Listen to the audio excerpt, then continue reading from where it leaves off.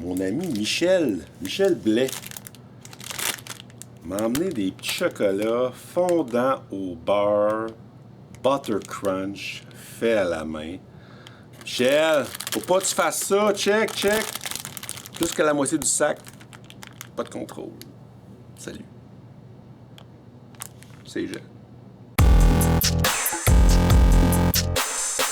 Cette semaine, je te parle d'un livre qui vient pas d'arriver. On a reçu la commande initiale avant le déménagement. Le libraire Laurent Boutin de chez Planète BD, il en parle. Il en a parlé souvent sur le podcast des Mystérieux Étonnants. Je l'avais vu l'objet, c'était beau, c'était tout. Puis je me suis fait dire que c'était bon. Mais tu sais, c'est pas pareil quand tu lis. Carbone et silicium. Si t'en as jamais entendu parler, c'est l'histoire de deux androïdes qui ont la même intelligence artificielle au départ, sont vraiment semblables, pareils, mais la compagnie qui les crée veut un homme, une femme, veut qu'il y ait deux modèles différents, puis la créatrice, la programmeur en chef, elle se fait même prendre au piège de ça parce que sa préférée, c'est la femme. Mais elle a beau y dire, mais elle s'en rend compte, elle dit, mais vous êtes tous les deux pareils, mais elle aime mieux une que l'autre. L'affaire là-dedans, c'est que le côté science-fiction est formidable. On voit l'évolution des deux androïdes, comment ils s'adaptent à l'être humain et qu'ils comprennent pas mal mieux qu'on peut penser, qui ont une évolution. Puis on passe après 1 an, après 2 ans, après 5 ans, après 10 ans, après 50 ans. On voit l'être humain. Oui, parce que là-dedans, l'être humain est égal à lui-même. On est poche. On va détruire notre planète.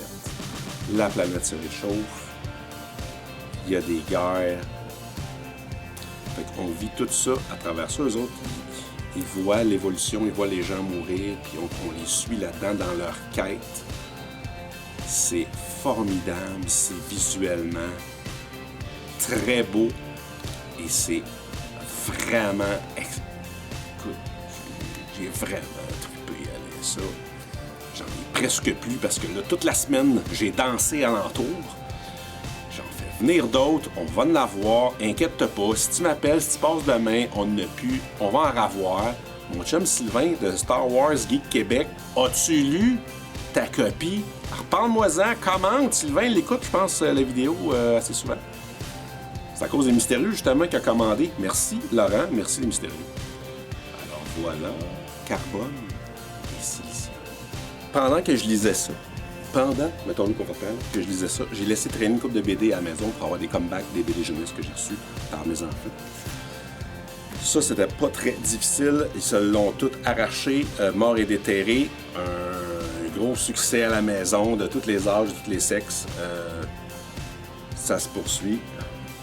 Histoire de zombies jeunesse, ça poigne. Celui-là, par contre, Silence Radio. La plus vieille, elle l'a regardé un peu à 10 pages, ça y est, mais c'est vraiment pour les plus petits. Puis les plus petits... Alors, peut-être pas le premier choix.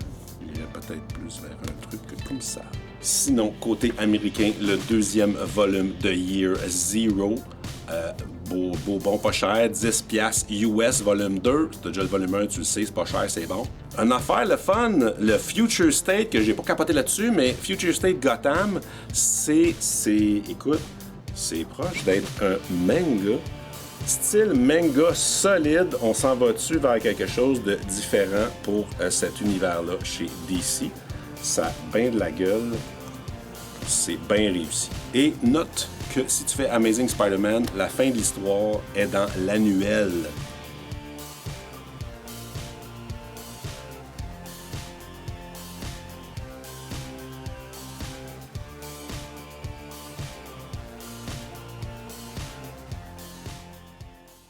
Jacques, tu voulais un update sur mon écoute de Star Trek Deep Space Nine avec les petits gars. On a écouté hier If Wishes Were Horses. Il nous reste 4 épisodes saison 1. Puis oui, je me suis tapé le documentaire What We Left Behind. C'était malade, Jacques. Merci. Ça m'avait passé entre les cracks. Fait que si t'es un fan de Star Trek, tu l'as pas vu. Documentaire What We Left Behind.